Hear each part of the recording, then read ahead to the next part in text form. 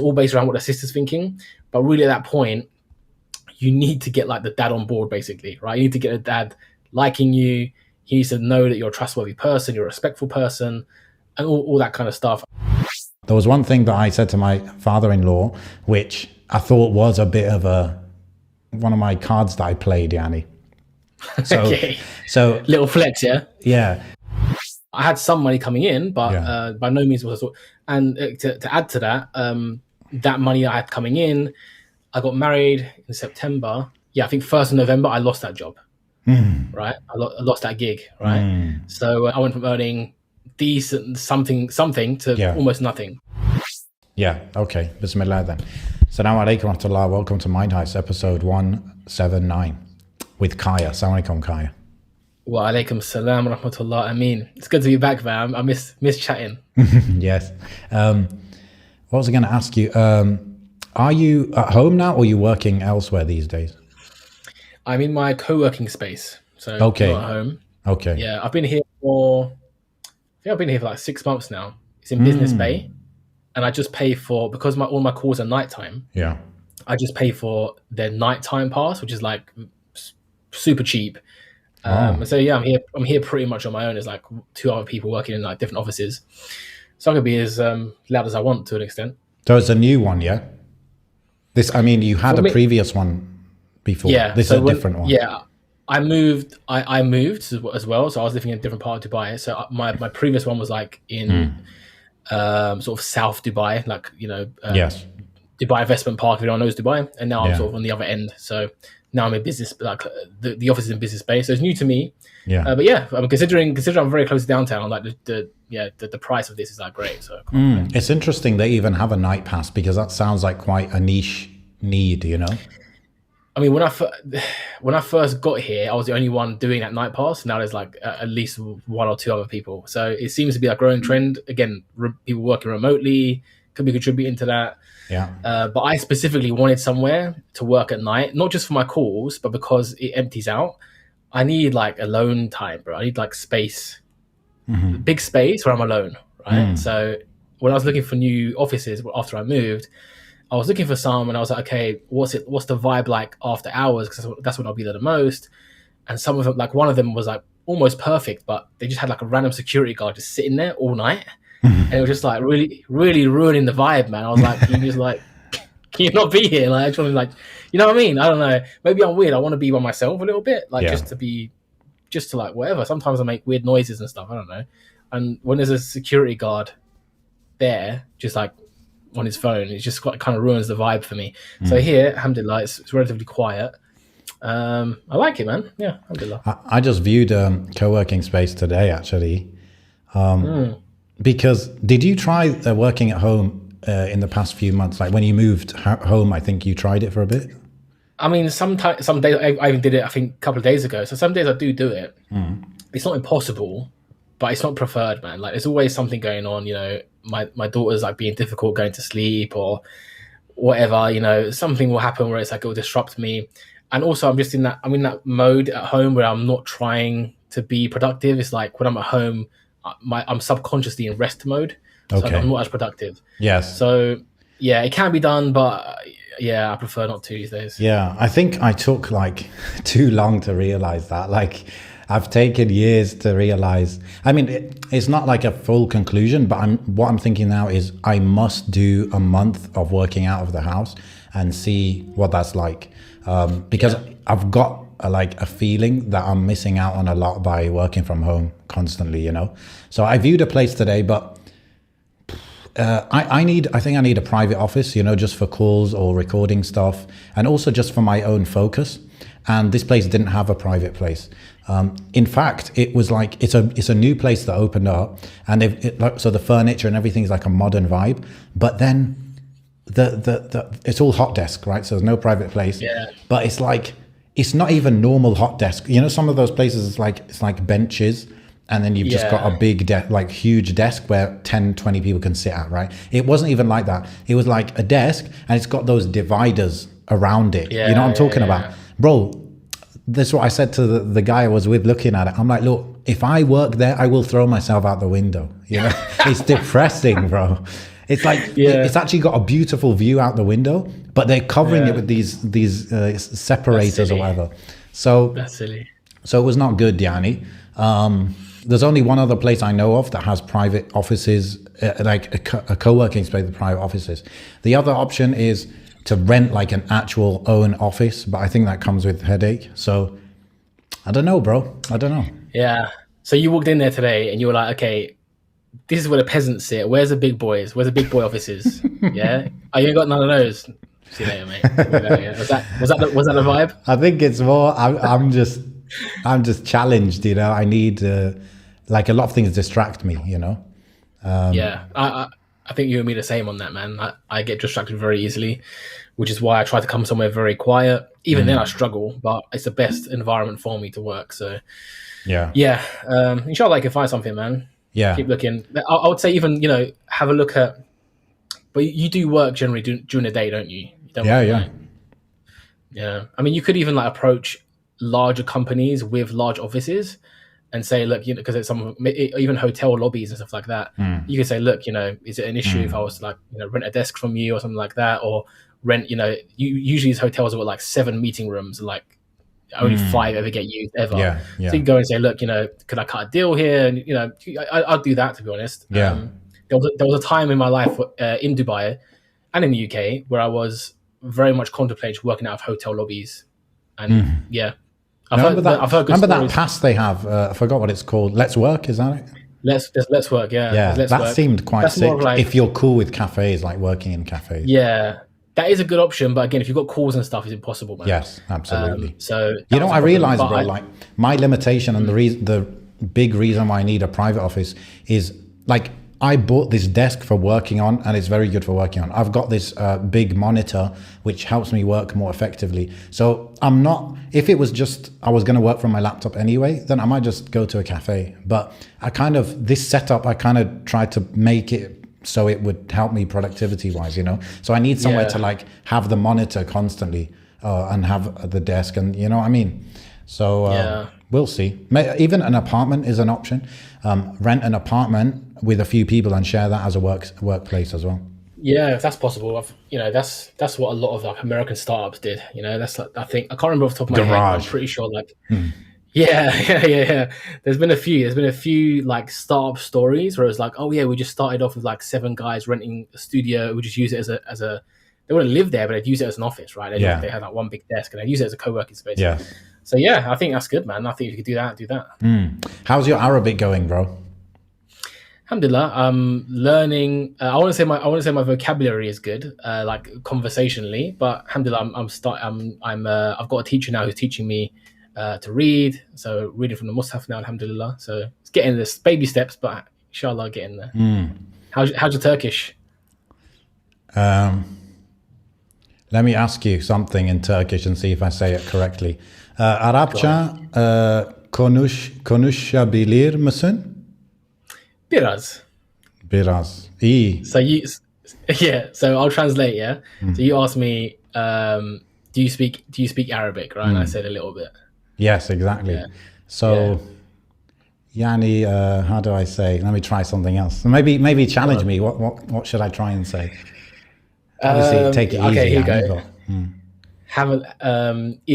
Do you have an office for rent? Can you say that? Do you have an office for rent? That's a difficult one. Okay, the way I would say that, probably it's not perfect, but I think they would get the message. Do you have an office for rent? I would probably say office. Office rent? No. Office kiralık var mı? Yes. Something like that. Yeah, that's it. Is that it? That's right, yeah. Okay. I think so. That's probably how I would say it.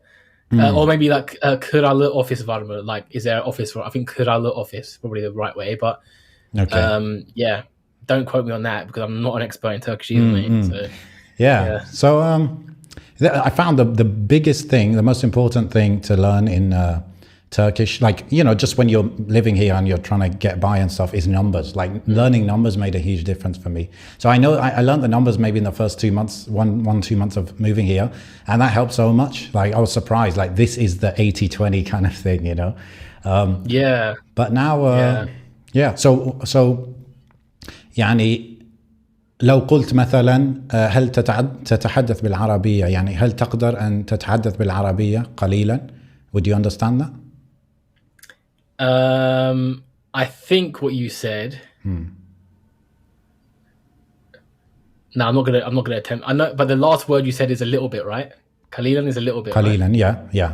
Okay. Yeah. So I'm gonna guess you were saying like, oh, so are you learning Arabic? Do you know any Arabic, like a little bit of Arabic? Is that what you said? I said, can you speak a bit of Arabic? Yeah. Yeah. Okay. So no. قليلا The نعم. best. Yeah. I usually say, what do I usually say? Tell me if I'm right? Because maybe I'm making a fool of myself. I say, لغة العربية ضعيفة. Is that correct to say that? I think it's لغتي, like my language. لغتي العربية ضعيفة. Yeah, I think that's good. لغتي العربية ضعيفة. Yeah, yeah. That's probably, I've been saying some sort of version of that. Yeah. But yeah, what I do is, right, I just say, Assalamu alaikum wa salam, Kayf halak, alhamdulillah, and usually if it ends there, I'm golden. They think I'm Arab. But if there's another question after that, is I've got to now explain that no, I can say those two sentences fine, but that's it. And so that's kind of awkward. Yeah. But inshallah, slowly. You've been doing lessons in Arabic, right? I just did my first Turkish lesson. Okay. So it's like literally I haven't really been studying it, but now hoping like it's going to force me to like, because my vocab, I suppose, okay, it's not that good, but it's enough that I could force myself to do sentences. And so if I just keep forcing myself to do sentences with a teacher who I'm paying them basically to have patience with me on that, then I should improve, because the hardest thing is to speak, right? And so if you force yourself to do the hardest thing, then you should improve quite a lot. It's true. One thing I said in the lesson, maybe this is like a complicated sentence for me. He was asking me, I think he said, "Nerede çalışıyorsun?" Now, where do you work, right? And I said, "Evde." Evde çalışıyorum. I work at home. Ama çok zor çocuklarla. Yeah? It's too hard with children. It's very hard with children, yeah. So, alhamdulillah, man. Yeah, that's better than my Arabic, man. So what can I say? But yeah, alhamdulillah. I'm learning to read Arabic, right? Because my intention is to be able to read the Quran. So I'm learning to read it. I haven't got like a dedicated teacher to teach me just like conversational Arabic, which is what I want to do as well. Because again, in Dubai, like you don't need to do it, but I don't want to be that guy who just doesn't know it, right? And it's just like, because again, sometimes people mistake me for being Arab as well, and sometimes I'm wearing a thobe, so sometimes people mistake me for being Emirati even, and they'll talk to me like in a restaurant or in the street, and I've got to like tell them, oh, I know I look Arab, but I don't know a single word. And it's just like, come on, man. And like, oh, how long have you been in Dubai? It's like, oh, 2.5 years. And you don't know a single, like, you can't have a like, little conversation. So yeah, I just, it's not a good look. So obviously, learning to read Arabic for the purpose of reading the Quran, memorizing the Quran is the highest priority. That's the highest priority, but I also have like a lower priority to just like be conversational with it and be able to have a decent enough conversation where like at least people can see that this person has tried to learn Arabic and speak Arabic, and he hasn't come here and just thought, oh, I'll just speak English and everybody better like be okay with that, even though they would be okay with it. Yes. I just don't want to be that guy. I mean, UAE is like the place where it's not even expected that you learn Arabic, right? But but yeah, it's good, of course. I mean, number one obviously is to read Mus'haf, definitely. Yeah. In Turkey, obviously, like in Turkey, I am that guy pretty much, innit? Like I'm that guy who's been here 2 years and I don't speak Turkish. But you know more than me. And again, if I was a Turkish person, I met you, I could see this guy's made an effort to learn. Like he knows how to kind of say it.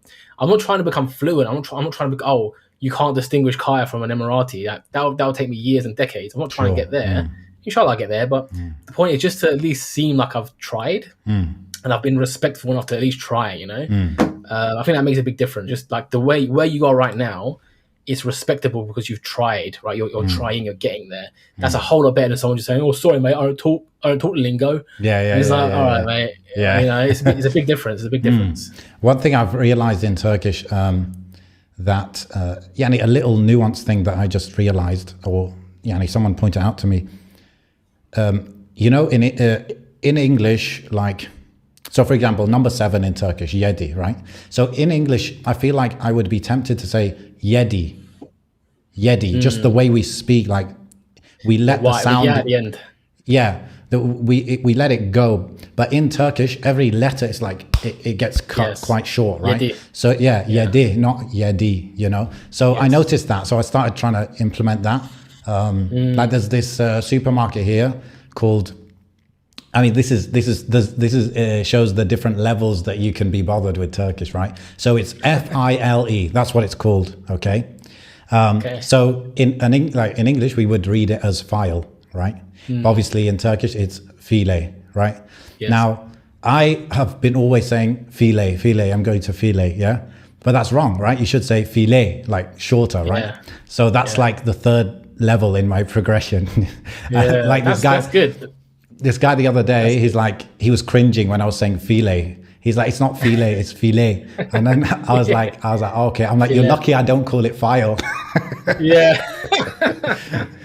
Yeah, man. It's like I said, just you being at that level is like it's like a million miles ahead of someone who just like doesn't even try, right? And I'm pretty sure like someone who's Turkish who comes across you and will see that you've done some work to get to where you are, their respect for you will be like a lot more than if you just like didn't try at all. So inshallah, that's working in your favor. Inshallah, get you a nice discount on your office lease.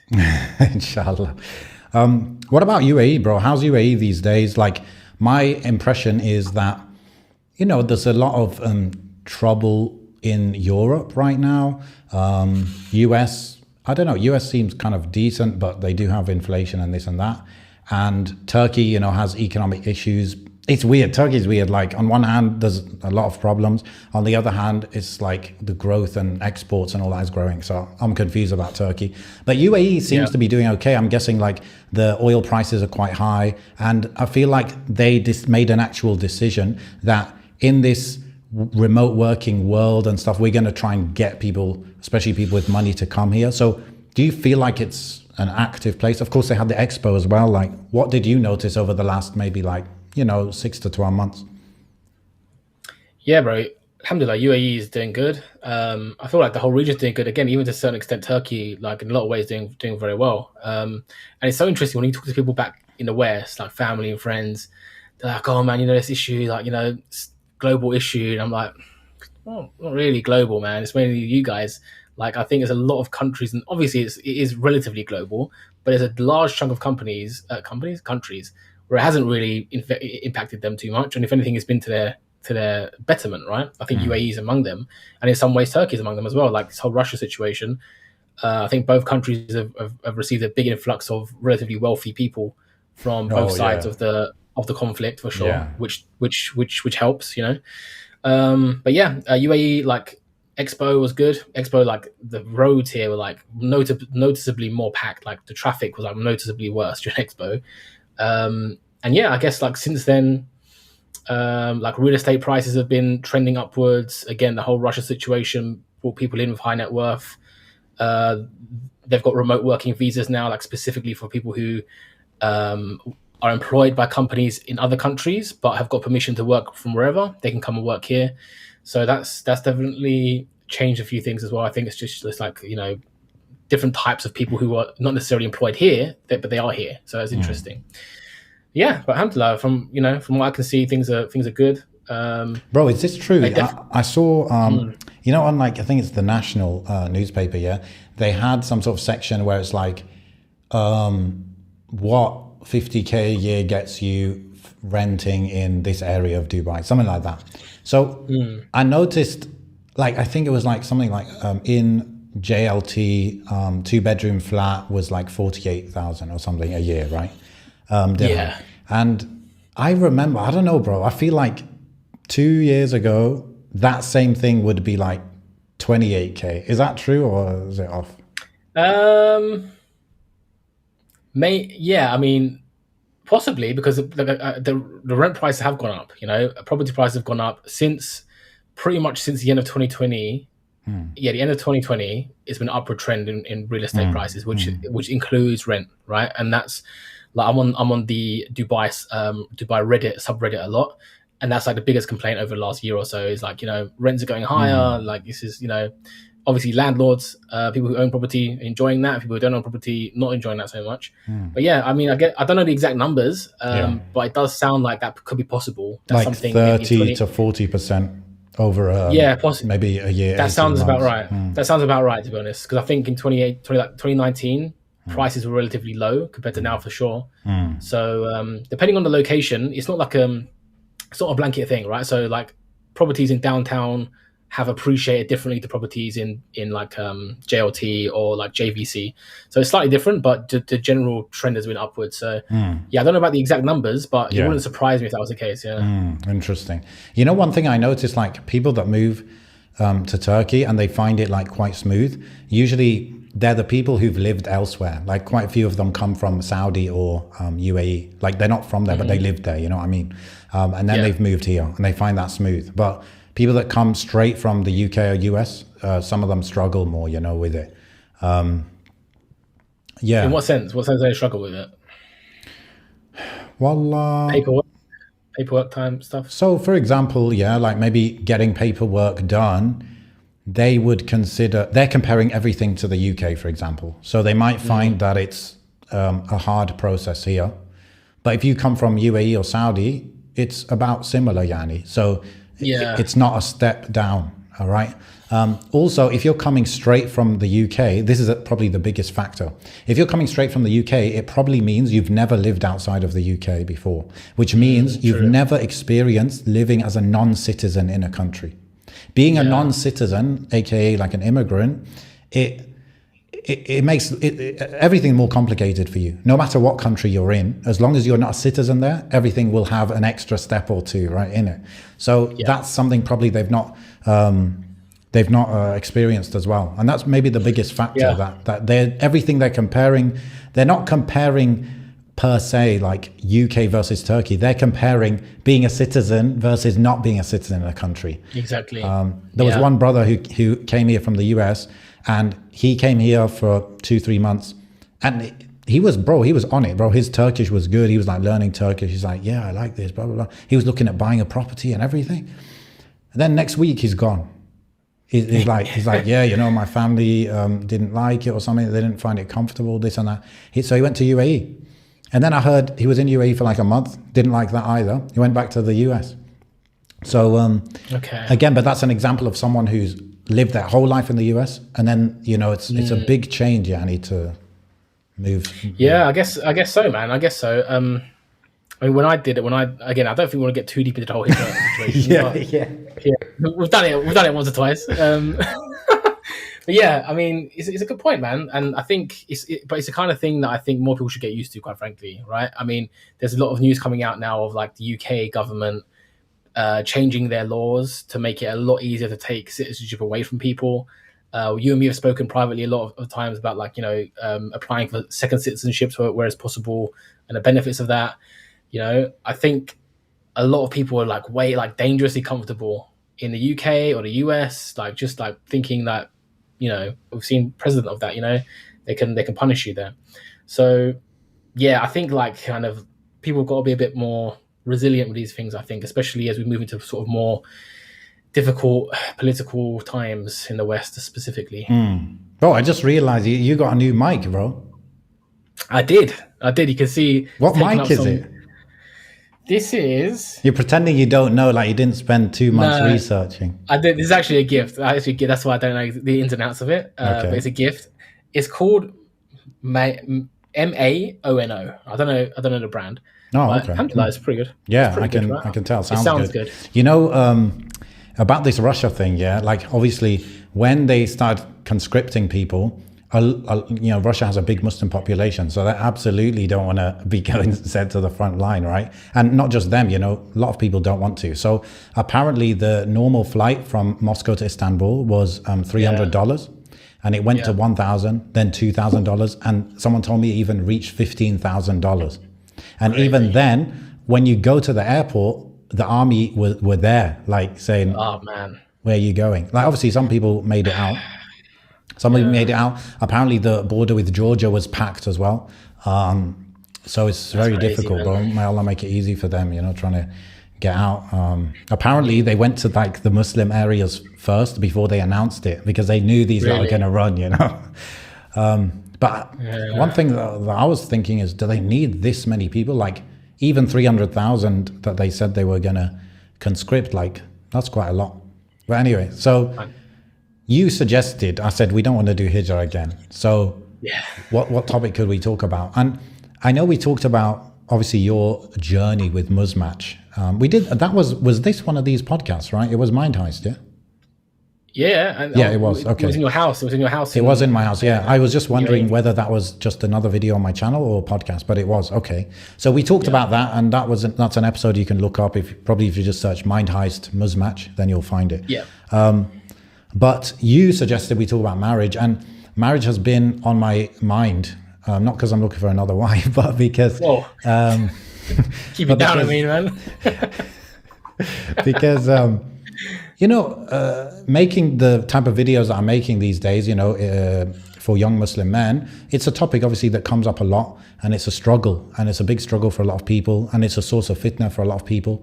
And so it's just, Danny, I'm thinking about it quite a lot because I know that this is an important topic to the people I'm trying to kind of serve, I suppose. So that's why I would like talk about this. Not to mention it always gets good downloads and stuff as well. But why did it come to mind for you?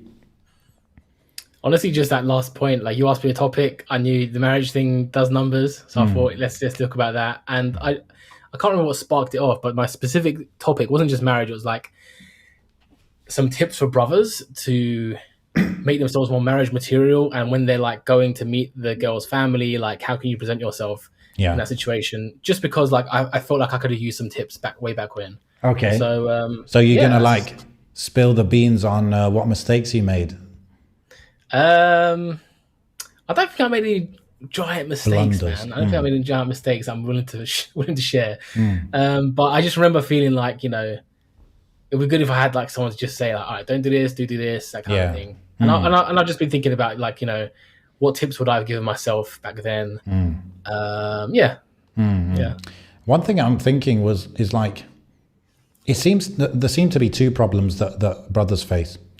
Number one is I don't earn enough to get married, or I don't earn anything. Like I'm a student, I want to get married, right? The other problem is I'm not finding compatible people to potentially marry. So I suppose that second thing is dealt with the whole, the apps or the different platforms out there. Yes. What's your understanding of the what do they call it? What's the word, bro? Like the environment, the landscape, that's it, the landscape. Because it seems to me, okay, there is stuff like single Muslim, which is like mainstream for Muslims, right? But then there's stuff more for like practicing Muslims, which is probably like pure matrimony, maybe. What else is there? Like, I just can't really, this seems like a big problem, a big area. Yeah. And I can't think of big players.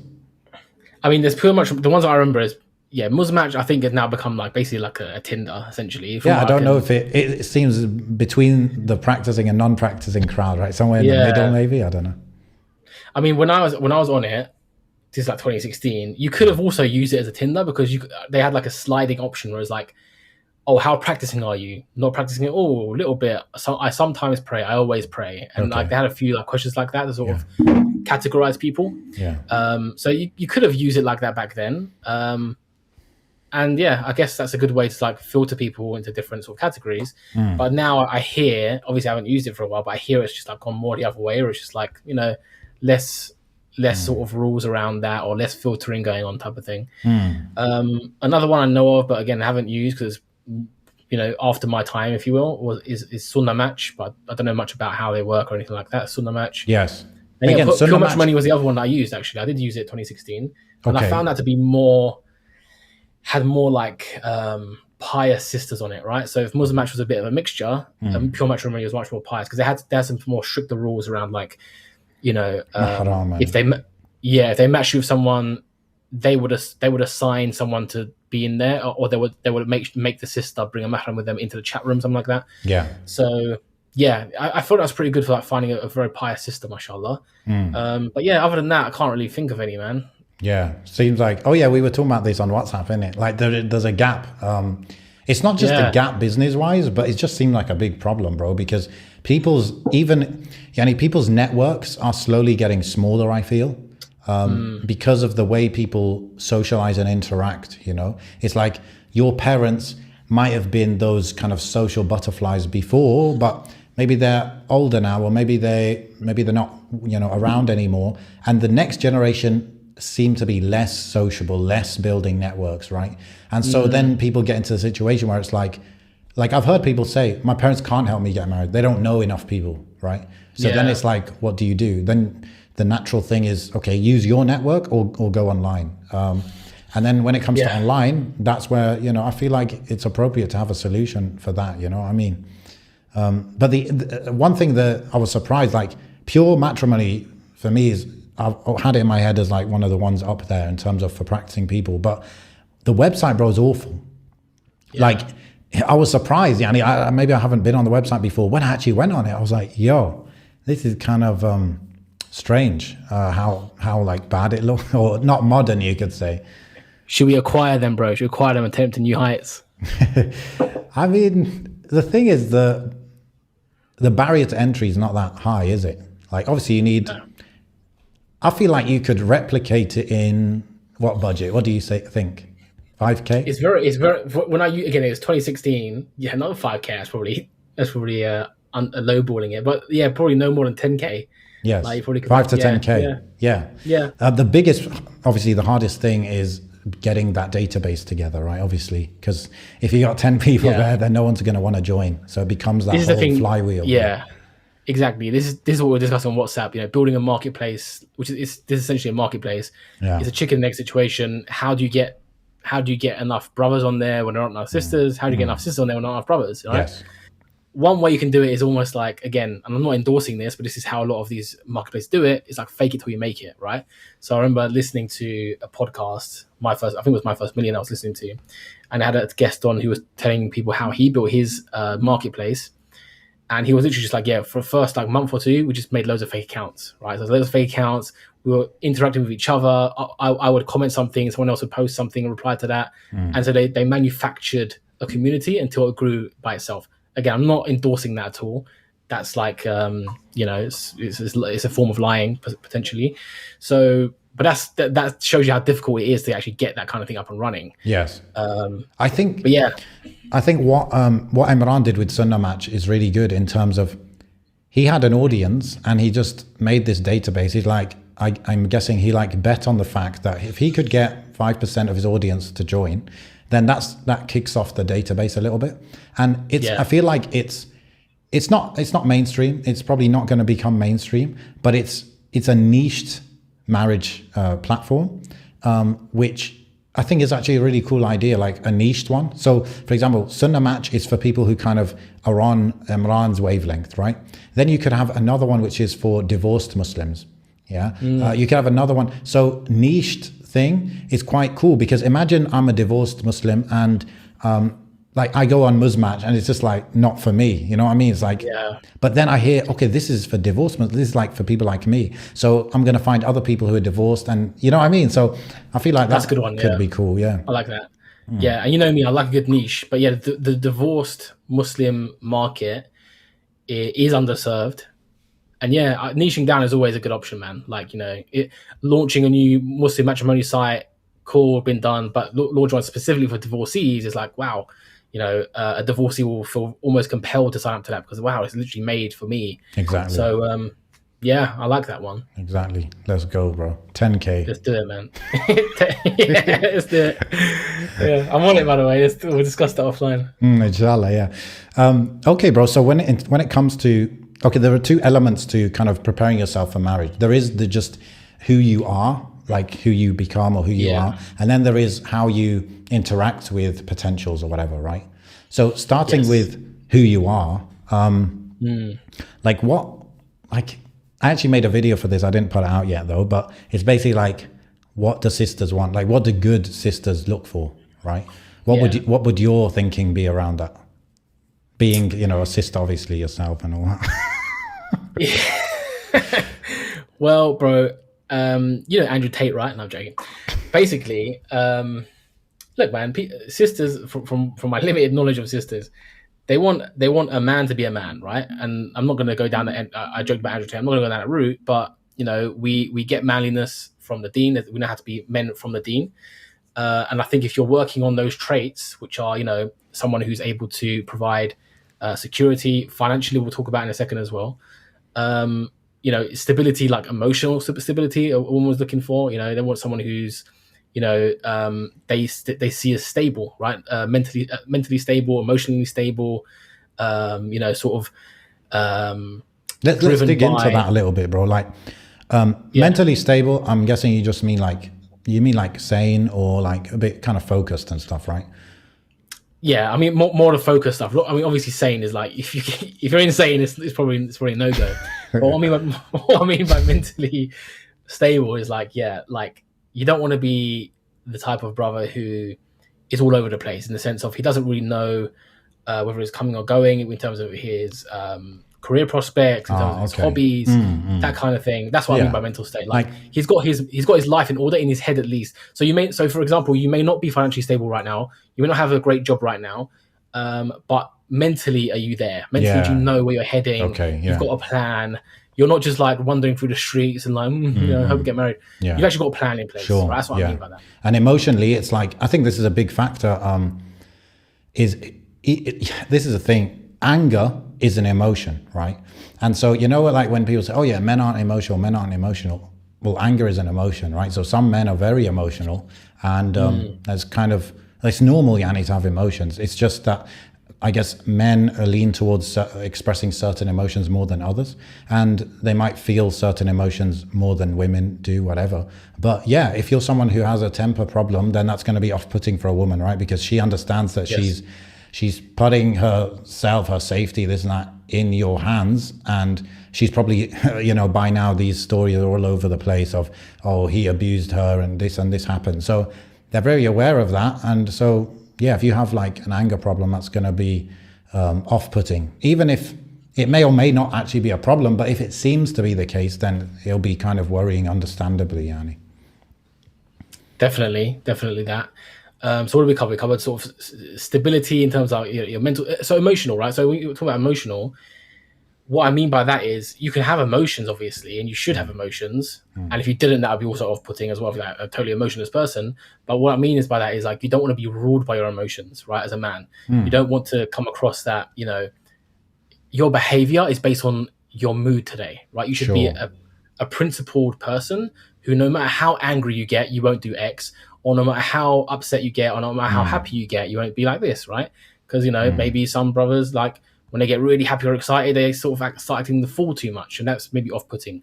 Or when they get very angry, they start, you know, punching walls or something like that, and that's off-putting. So you need to make sure that, yes, you're emotional, but you don't let your emotions rule you, right? Yes. You have to have like certain principles in place where, no, this is how I behave as a man, and my emotions can sort of, you know, do their thing within those guidelines. I feel like a really, really powerful hadith around that topic is... You know, when the Prophet ﷺ, when his son Ibrahim was on his deathbed, he was crying, and I feel like it was Abdurrahman bin Auf, but I can't remember. Sahabi asked him are you crying? Yani, you're the Prophet ﷺ, you're crying. He said, I might be mixing hadith, but anyway, the point is, he said that, yeah, like basically I am crying, but he said the tears are shed and the heart grieves, but we only say what pleases Allah. So it's like, yes, you feel emotion, but you stay in control enough that you wouldn't say or do something which transgresses Allah's boundaries, basically. You know what I mean? Yes. So that's like so succinct, right? Such a good summary in just Perfect a example of what few. I'm saying. Yeah, you sum that hadith sums up, or the hadith you're paraphrasing, it sums up exactly what I'm saying. Right? Yeah. You can feel these emotions, but you as a man, you should be, in control of them and in control of how they manifest themselves. Right? And I think that by itself to a female is an extremely attractive trait. Right? That is, it shows that you've got control over yourself, which means, if Allah wills, this person's a good candidate to make money. He's a good candidate to raise children. He's a good candidate to, be responsible when we travel, that kind of thing, right? Because this man is in control of himself, at least, and that's all really you can ask of a man to be. So Yeah. that's a powerful one. And one, I feel like it's a problem with my book is some chapters are way longer than others. Yeah. And I feel like a good book shouldn't be like that. But part of it is just like what I found to put in each chapter. And I think the longest chapter is about like discipline and self-control. And like that led me to the conclusion that like one of the biggest traits of a man is discipline and self-control. Yeah. I heard a really good quote today about discipline. You said discipline, right? So most people think discipline is forcing yourself to do what you don't want to do, right? But real discipline is remembering what you really want. Remembering what you really want. Yeah. So basically, like, if you don't feel like it in the moment, you remember that, no, I do want the outcome of this, so you do it. Yeah. Exactly. So now you're not fighting against yourself to do that thing. So if it's going to the gym, for example, Yes. man, I really can't bother to go to the gym today. But the only reason you can't bother is because you've forgotten the real reason you're going to go to the gym, right? Absolutely. You want to get fit. You want to, live longer to worship Allah more, so on and so forth. And then when you remember that, oh, now I want to go to the gym. So it's not, discipline is not forcing yourself when you don't want to. It's just when you remember why you want to do that in the first place, now it's not a chore anymore. It's not something you have to be forced into. It's like, okay, I remember now the real reason. So how that applies to the marriage thing, I'm not sure, but it's a good one. Well, I mean, yeah, a woman is attracted to a disciplined man, right? Like, there you go. You do what's needed to reach your goals or whatever. There you go. Yeah, goals or something. Yeah. Okay. What else do we have? What about on the money side? this is a big deal people always think of. Yeah. Okay. So this reminded me of an ayah, and I've quickly got it up here. It's Surah An-Nur, ayah 32, and I'm giving you the translation here of the meaning, Sahih International. And marry the unmarried among you, and the righteous among your male slaves and female slaves. If they should be poor, Allah will enrich them from His bounty, and Allah is all-encompassing and knowing. So there's not really much else we have to say after that, right? So I think I've seen many examples of brothers who have got married and experienced an increase in their risk, right, because they got married.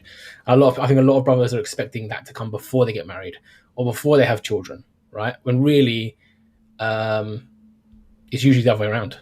So I don't think people should let that be a stumbling block. Again, especially if you're someone who's got a plan, maybe you're about to finish a degree or you're about to start an apprenticeship or whatever you're starting to do. You've got some sort of plan and vision, then, Bismillah, go for it. I mean, that shouldn't be the deal breaker, right? If someone comes and he's got nothing going for him and he's got no job, then it's understandable. But if you're a good brother who's got good character, he's got these traits we're discussing, he hasn't got too many negative traits, and his finances aren't all there yet, then I don't think that should be a deal breaker at all. So the thing is, we have to. Someone told me, actually, Muhammad, Muhammad, Egyptian Muhammad, yeah. He's in the UK right now. He hasn't been to UK for years and years, yeah. And he's like, I'm realizing how much of a bubble we're in. Like, we mix with certain people, we know how their lives are like, but when you hit the ground, you're like, damn, like it's quite different, right? So he was just telling me all these stories of some brothers, they've been trying to get married for 10 years, and they're still not married and stuff, right? And then there are people who are like, I've got no money, and if I propose like this, I'm going to get rejected, but I'm very, very close to committing a big sin, right? So, and then there are people like us, like I think both of us, we were making a living when we got married, right? You were, yeah? I mean, if I'm being totally honest, I was, but I was by no means like most people at the time I got married would have, I was not in a high paying job. Yeah. I was not like high in society or anything Yeah. like, not that I am now. But you're But making some money. I was making some money. Is it fair Would I enough? say, Were I you would actually say, making, so, yeah, go on. go on. Were you making enough to just survive in London if you're paying your own rent? Just about at the Yeah. time, and probably it would be a big struggle just Yeah. being by Yeah. myself. Put it this way, I was probably earning below the average wage of London at the time, like Yeah. of UK at the time, should I say? Oh. So I was by no means like financially sorted out by that point. Yeah. I had some money coming in, but Yeah. by no means was I sort. And to add to that, that money I had coming in, I got married in September, October, November. I think 1st of November I lost that job. Right, I lost that gig. Right, so I went from earning decent something to almost nothing. Right, I had like one of a small client. Yeah. Alhamdulillah, Allah blessed me with a different client, and I was fine. But again, point is, by no means was I like sorted out, and I had like no money problems by that time. By no means. Yes. So I think again, I was talking to someone in a group chat the other day about this kind of topic, and I think that position you described yourself to be in, I would say if you're at that point or better off, then there's no excuse, like go for it, right? Even if, by the way, people might reject you based on how much you're living, how much you're earning. Don't let that get in the way, Yanni, because firstly, if you're at that position and the sister accepts, her father accepts, like you probably found yourself a good woman. Secondly, it's like secondly, I lost my trail of thought. But Yanni, it's not irresponsible. That's what I was thinking. Like, if you have no income and it's your duty to provide, and you're actually kind of, Yanni, the assumption when you're getting married is that, yes, I'm marrying you. Yes, of course, I'm going to do the minimum, which is provide. But by the way, I've got zero money coming in. You could say that's irresponsible. But if you're at survival level, Yanni, at the end of the month, you got zero left, right? Or better, then that's like, it's not irresponsible anymore, and it's having that trust in Allah that you're going to be sorted out, Yanni. Yeah, and I would say, like, if you're not in that position, I'd say there's still ways to go about it that are not being irresponsible. You could be very open and transparent with that. Yeah. And you can say, like, look, at the moment, I haven't got money, right? I haven't got much income right now. Here's my plan. Here's what I plan to do. But yeah, for the first 6 months, I don't envisage, you moving in with me, or I don't envisage us, changing our living right now. You could do it that way. And if they're happy with that, if she's happy to take those concessions, or give those concessions, should I say, then that's maybe another route in, right? And I'd always struggle to like tell a brother, like, okay, you're not earning any money right now, don't look for marriage, because looking for marriage is a process in and of itself, right? So, but it could be like you've got no money in March. You look for a wife. Takes you 6 months to find her. Takes you 6 months to actually marry her. Yeah. You probably got 2 jobs by then. So I wouldn't ever discourage a brother from like searching and go through the process. But I would, of course, say be transparent about it. Don't pretend you've got money when you don't. Don't be irresponsible and take on more than you can at that point. Be upfront about it. But I would say that your duty at that point, especially like if that brother you're saying was like falling into, like, he's worried he's going to fall into a sin, he should be going like full speed ahead trying to find a wife. Absolutely. And full speed ahead improving his financial situation, and then trust in Allah. Yeah, sure, definitely. You know what you came to mind when you were saying that, in terms of being transparent, is that, the story in Surah Al-Qasas when Musa went to, he was invited, by the ladies to their father, and yes. he when he spoke to the father, he laid it all out. Right, he was transparent. He's like, you could just imagine that, right? Like, look, let me be real with you, yeah. Like, I'm on the run, I'm on the run. Yeah. But you can imagine that the father was a good man, and he saw through that. He saw, as the woman said, he's strong and he's trustworthy. Yeah. So he saw through that. Maybe who knows, he had heard, okay, Pharaoh's after this guy, but Pharaoh's like a tyrant anyway, so it doesn't matter. Yeah, man. So transparency is interesting in that way, in terms of going there, laying it all on the table. But you need some level of confidence to do that. But you can find that confidence, inshallah, in the fact that you're trying. If you deep down feel like yeah, I'm not really putting a good effort. I think that will reflect in how you present yourself.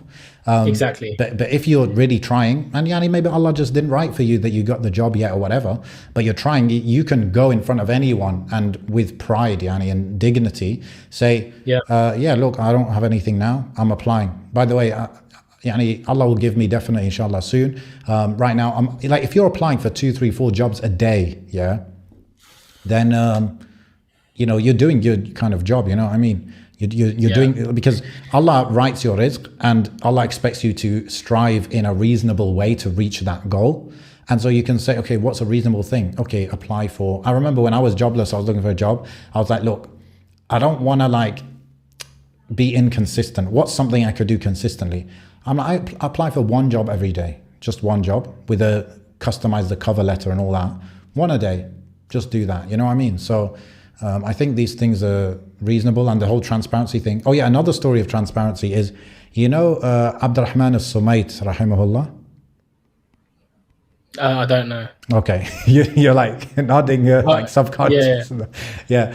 So he's a Kuwaiti who he was like a medical doctor, and he ended up doing a lot of charity work in East Africa, and this is Yani. He's well known for the sacrifice that he gave to help the people over there. But the thing is, he was going over there doing all these kind of charity missions in terms of doing these surgeries, you know, these little surgeries that are like life changing and all that.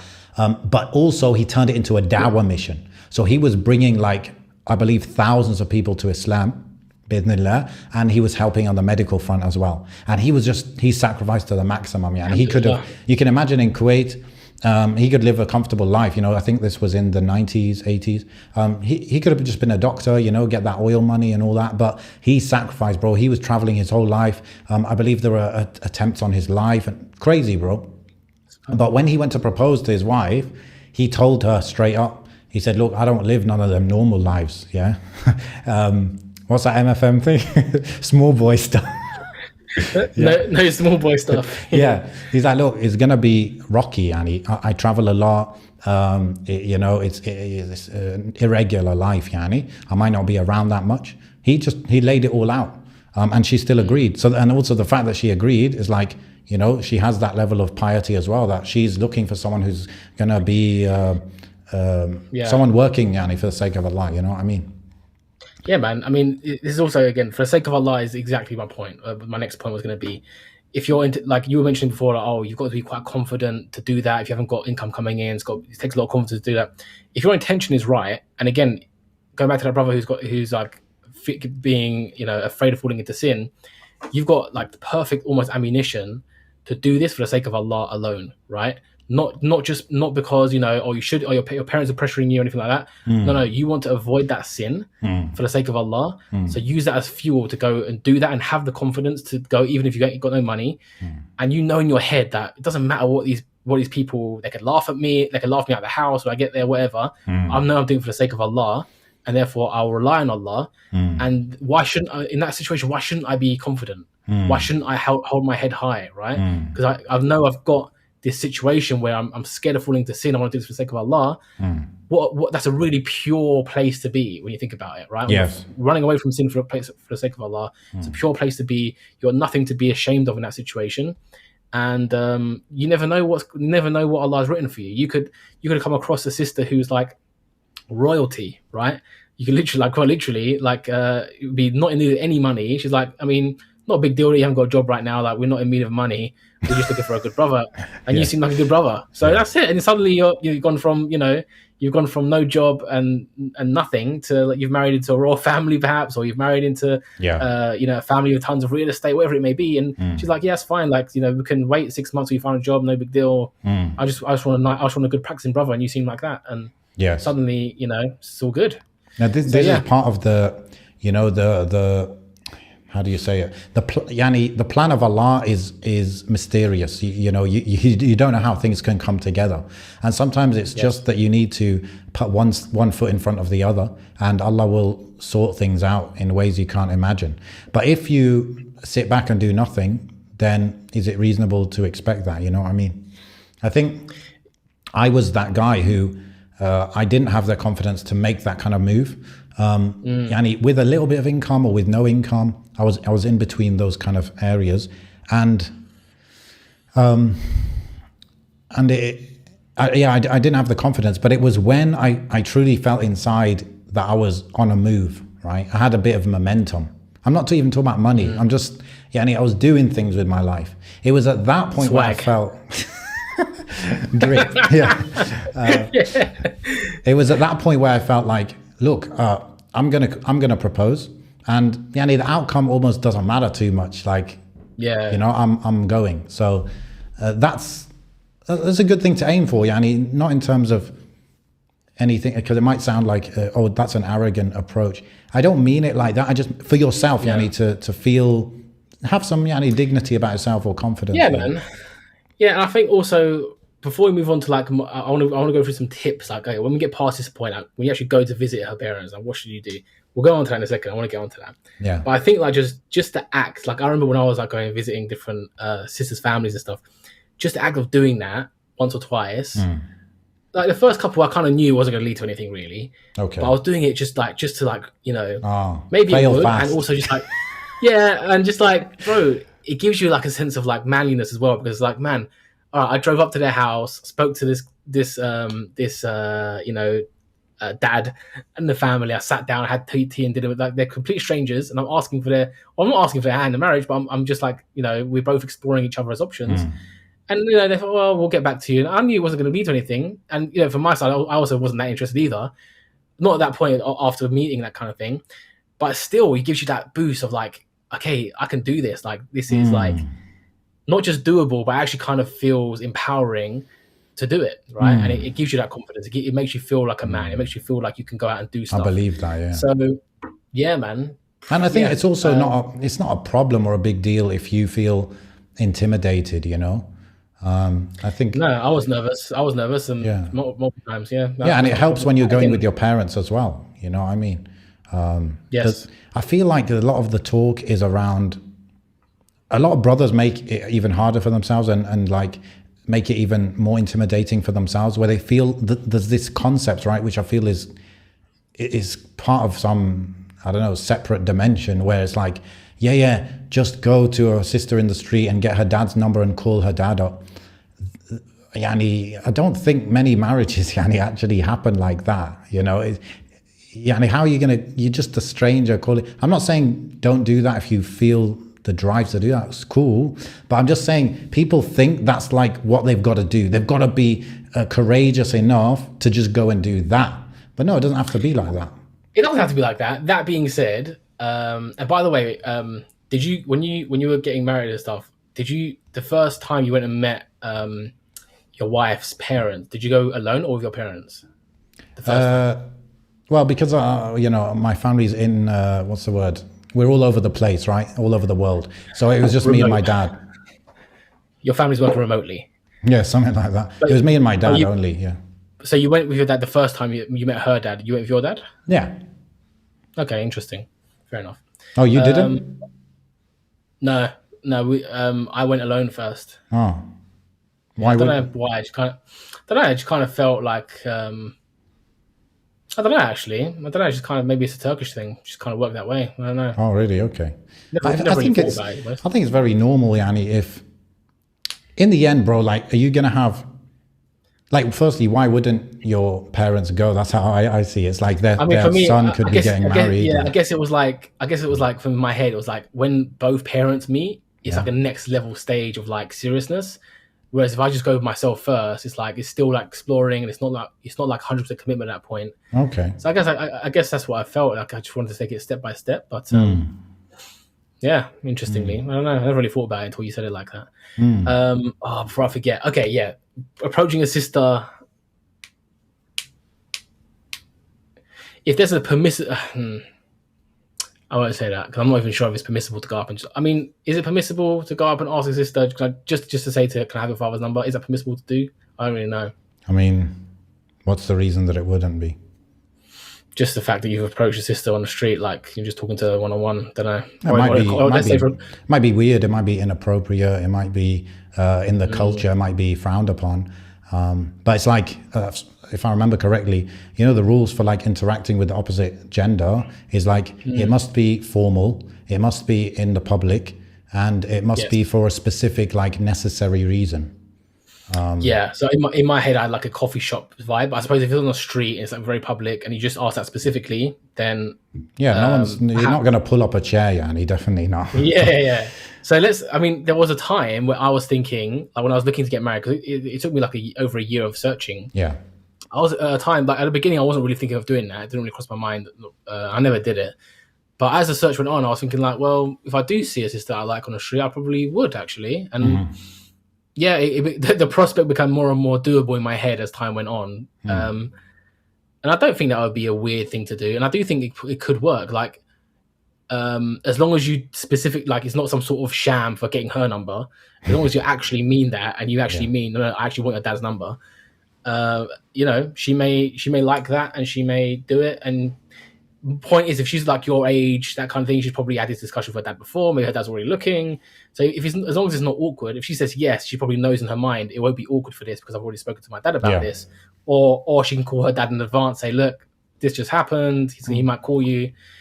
So I think. Don't get me wrong. I don't think there's anything wrong with it. It's just that don't feel you need to have that level of whatever it is, courage, or you need to be that bold.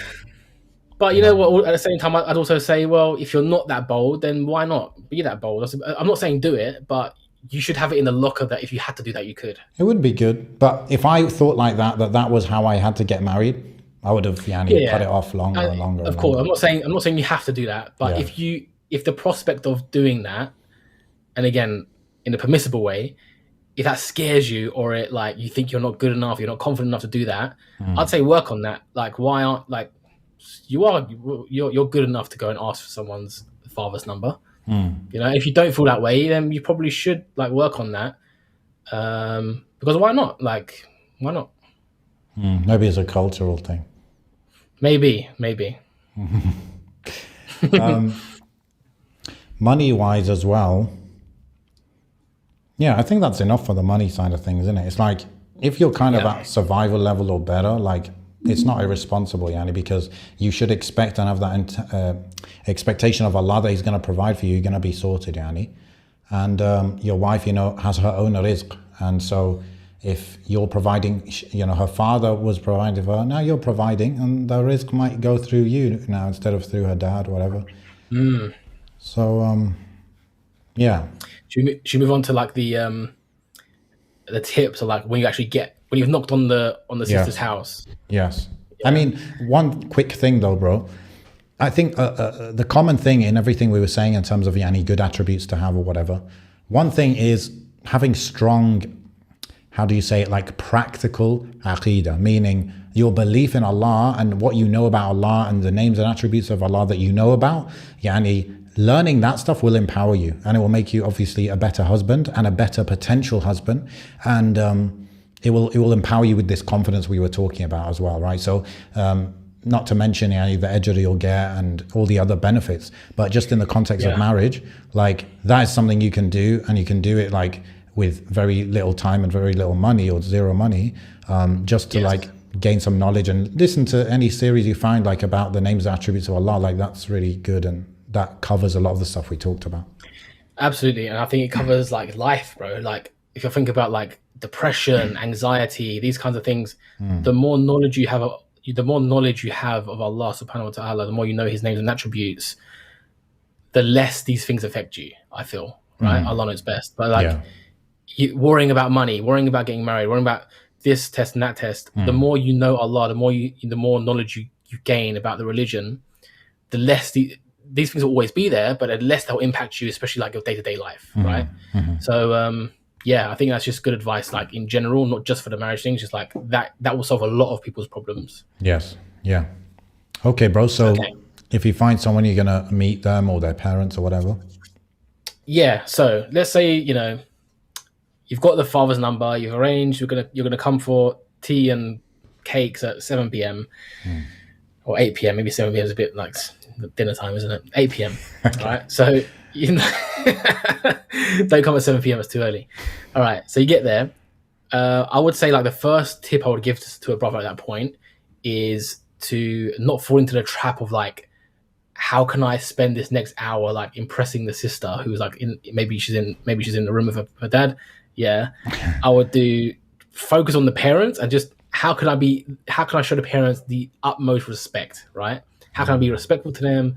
How can I show them that I'm serious about life in general, serious about them, serious about the dean, serious about their daughter, but without again being cringy about that. But yeah, just I think the best tip is just like be as respectful as possible to the parents. An obvious one, but I think one could, how do you show respect? One that could like, yeah, man. Because I think I mean I'm pretty sure brothers. Again, I haven't been like with brothers on these trips, but I can imagine that a common thing that would go wrong is like thinking way too much about what would the sister think if I do this, what would the sister think if I do that, and it's all based around what the sister's thinking. But really, at that point, you need to get like the dad on board, basically, right? You need to get the dad liking you. He needs to know that you're a trustworthy person, you're a respectful person, and all that kind of stuff. I'm not saying put on a show, but just make sure you've got the right traits and the traits are shown in the right way to her parents first and foremost, and then everything else should follow after that. You know, interesting, like, I'm just trying to think about when I like met my father-in-law. I probably would have been more nervous if I was thinking like that, you know? It's like when maybe for some people it'll be fine, but for me, I was like, look, the way you are naturally, just when you act normal, that should be good. That should be good enough. Yeah. So just be yourself kind of thing. That's also what I try to bring to like job interviews, you know? It's like, yes, just be yourself. I mean, it's like if you pretend anything, you're not gonna get through just because you pretended for 1 hour. You know, you've got to. Of course. You know, it's longer term than that. Yeah, so being yourself. It depends. I mean, being yourself is good. Being yourself is good, but if it doesn't work, no, I'm joking. Like, obviously, be yourself. Obviously, I think what you're saying is keep this in mind, Yanni. Yeah. The respect element.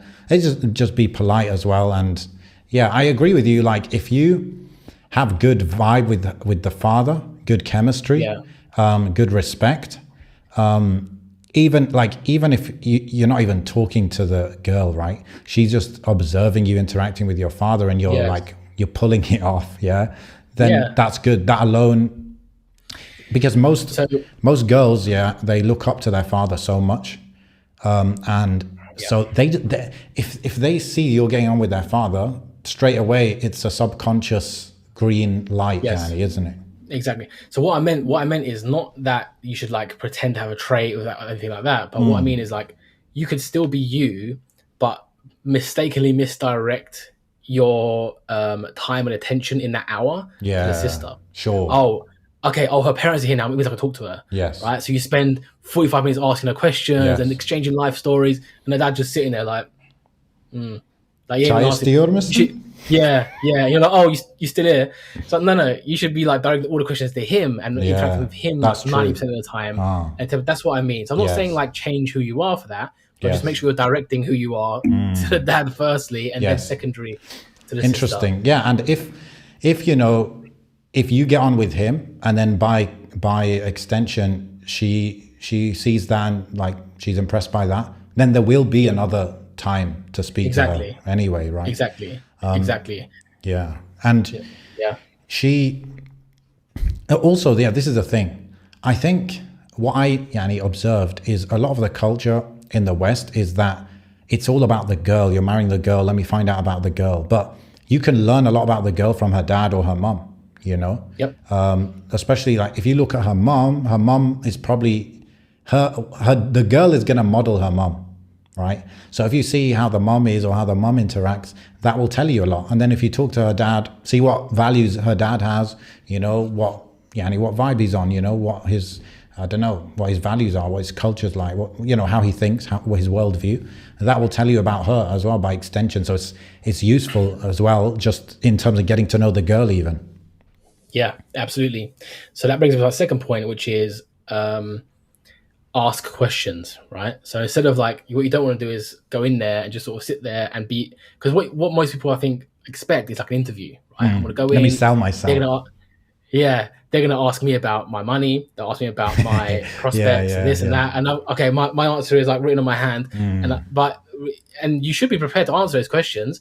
But you should, as many questions as you get, you should ask, right? And not the same questions, but you should ask. Oh, did you, what do you do for a living? And did you grow up in London or was it outside London? When did you come to England? And then he'll talk about his family history. And it's like, oh wow, oh you're from that village, wow.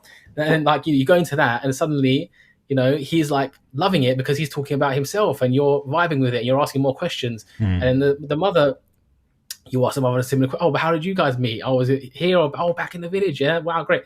And then there's suddenly 45 minutes have passed. And you've spoken mostly about them. Yes, and you're in, mate. You're in. Yeah. And that's apparently this is what a lot of guys aren't good at, right?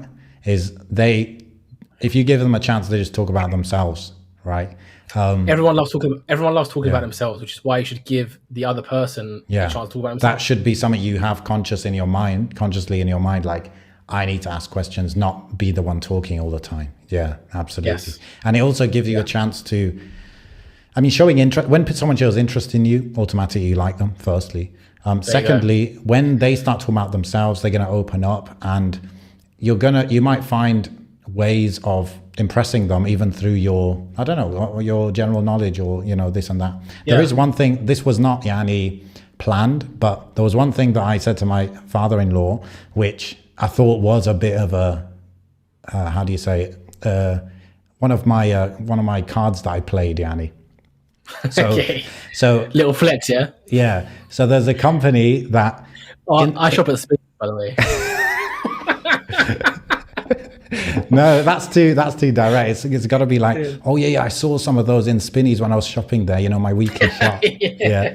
No, I knew so he lived in a certain city in the UK, and I had a client based in that city, and this client's like very well known in that city. So they're like a big company.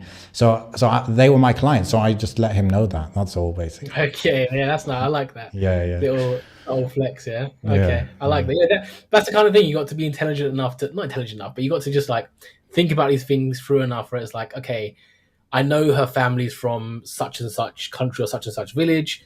My granddad was also from the village, like 10 kilometers away. I could bring that up as like a way to like, bring us together, that kind of thing. Yeah. You should think about that and try to drop that in where you can. And if you've got a huge client like you, I'd say that in the first 10 seconds, just drop it at the doorstep. Like, by the way, Adidas is a client of mine. Something like that. But yeah, asking questions, seem proactive about that, and it makes people like you. Genuine curiosity.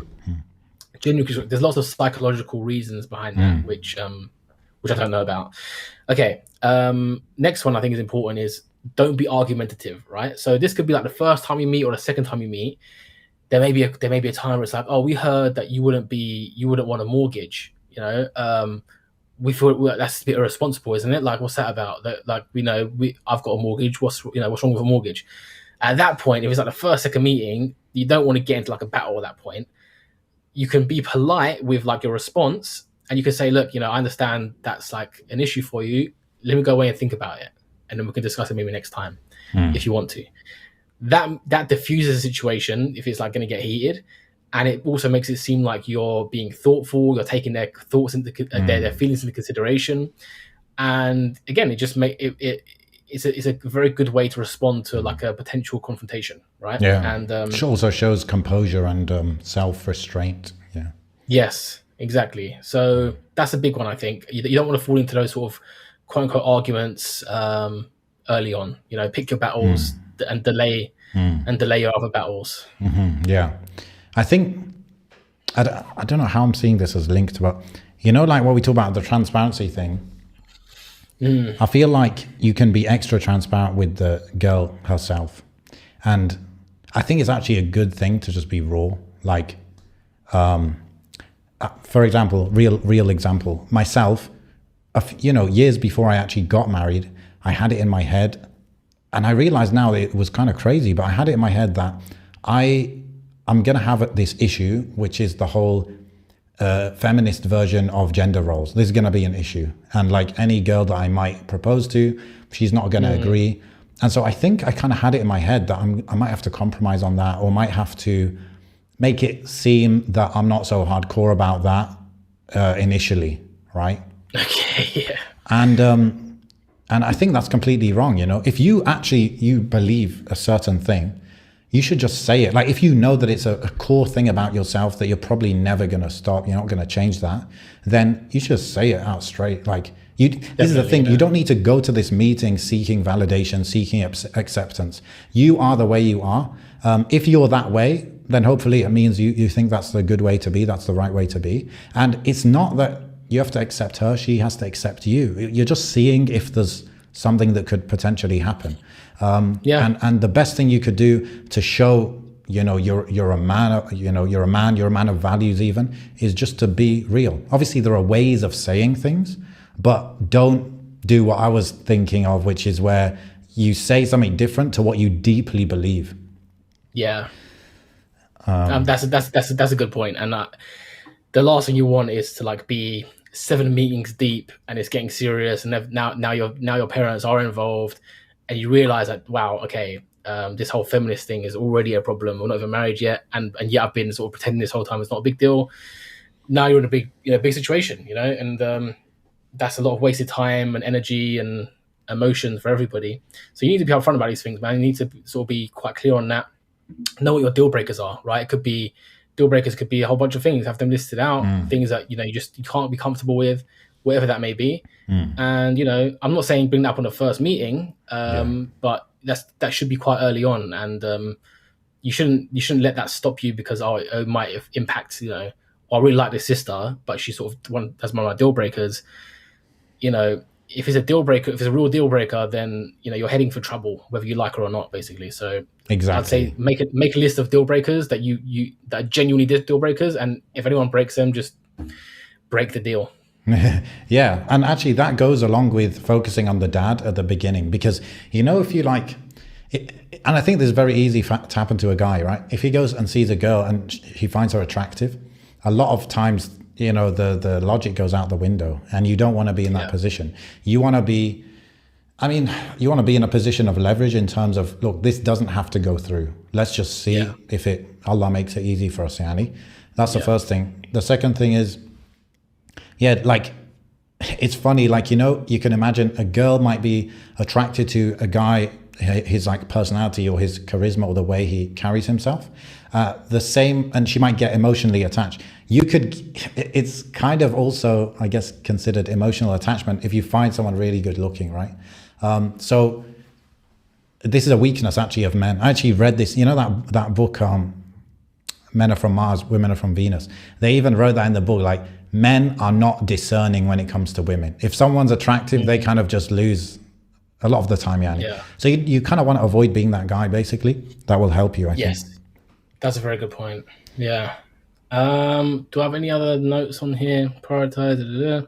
Okay, so one last one is like kind of a small one, but it could swing things in your way or against you, which is, so we spoke about sort of focusing on the parents, but also don't forget, like, if there's any other siblings, again, same sex as you, don't interact with the sister, don't do that. But if she's got like a younger brother and you're a brother, pay attention to him. Ask, how's school? Oh, you're in year 6, yeah? All right, cool. And you just ask him, and you know what I mean, whatever it may be. Yes. And then again, that shows that you're personable. It shows you're curious.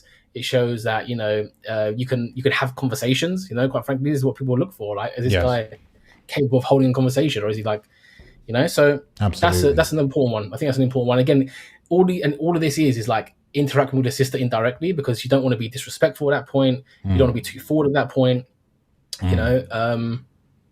It's a way of showing who you are without being too direct and too sort of not vulgar, but too direct, I'd say. Yeah, and you never know which member of the family will kind of push you forward. It could be that your dad was like, okay with you, but the brother's like, yo, this guy's sick, and that alone could, especially if the brother is someone a bit older and maybe they respect his opinion and stuff. Yeah, you need to figure out which of the males have the most clout, and just like focus on that. I'm kidding. The dad should be taking priority. One thing, going back to the don't be argumentative thing, is, look, Yani, we're not going there to do like Nehyan and Munkar, or to like judge someone's choices or values or whatever. And so a way to diffuse something, like let's say with the gender roles thing, you're at odds with the person, yeah. The way to like express that in a non-confrontational way is just say, well, you know, the way I was raised is this, right? Or, you know, we often model our parents in what we saw our parents doing when we grew up. So, you know, that's just what I was brought up with, and that's kind of what I believe is the best way. But, you know, different people are raised different ways. You know what I mean? Like, just showing how, even if you might actually fundamentally disagree with the concept, but it's like a way of expressing your disagreement in quite a respectful way, and understanding that there are differences and, you know, this and that. Yeah, I think that's good advice, man. And I remember there was one time I went to see a family, and I didn't know much about the sister beforehand. And I was greeted by the dad, right? But it was like, I can't remember how it happened. Like, oh yeah, so he said like, okay, meet at my house at, again, whatever, 7 or 8 o'clock. But like the dinner wasn't ready. I think they're giving me dinner, and he said, but they live right next to the masjid, right? But their masjid was like, it was Dodgy. yeah, you know, yeah. It wasn't the kind of masjid that I would frequent. And at that point, I already knew this ain't gonna be this ain't gonna go through, yeah. But you know, I just used that evening as just like almost like practice, right? And that's what I would kind of go back to before. It's like, Yeah. you don't have to be like head over heels with a sister to go and do this process, because the more you do it, the more confident you're going to get, the more you're going to sort of be comfortable the next time it happens. Yes. So I think another just general advice is like, don't shy away from doing it, even if you think it's probably not going to work, because you could use a practice. A, it's practice, and B, you never know where it'll go, right? And like, you know, when we pray istikhara, we ask Allah to just make whatever's best for us like easy, right? So yeah, you never know. You're opening yourself up to the qadr of Allah, if you know what I mean. Like, so yes, yeah, absolutely, bro. yeah. That's the last of my advice, man. Yeah. Any advice from you? I mean, I was just kind of going along and elaborating on your points, which, you know, all You make good sense. points. You make better points than me, probably. It's not a competition, I guess. Yeah, Jazakallah khair, man. I'm just conscious I've got a call to go to now, but it's good that we covered everything. And I feel like there could be some level of part 2 with Muhammad, because I remember there was an episode where we talked about some, you know, stories he had actually about this, not him personally, other stories that he had kind of heard of. So we could kind of have a follow-up discussion and go maybe have other points or go into depth and stuff more. So yeah, Jazakallah khair, man, for joining us. And Barakallah feek. is this a freshly grounded collab or not? It's not official, or? Nah, it's not. I didn't run this by Faisal, so it's just me. Unfortunately, Off the job. Yeah. Okay, man. Take care. Jazakallah khair. Assalamu alaikum wa rahmatullah. Wa alaikum salam wa rahmatullah. Oh,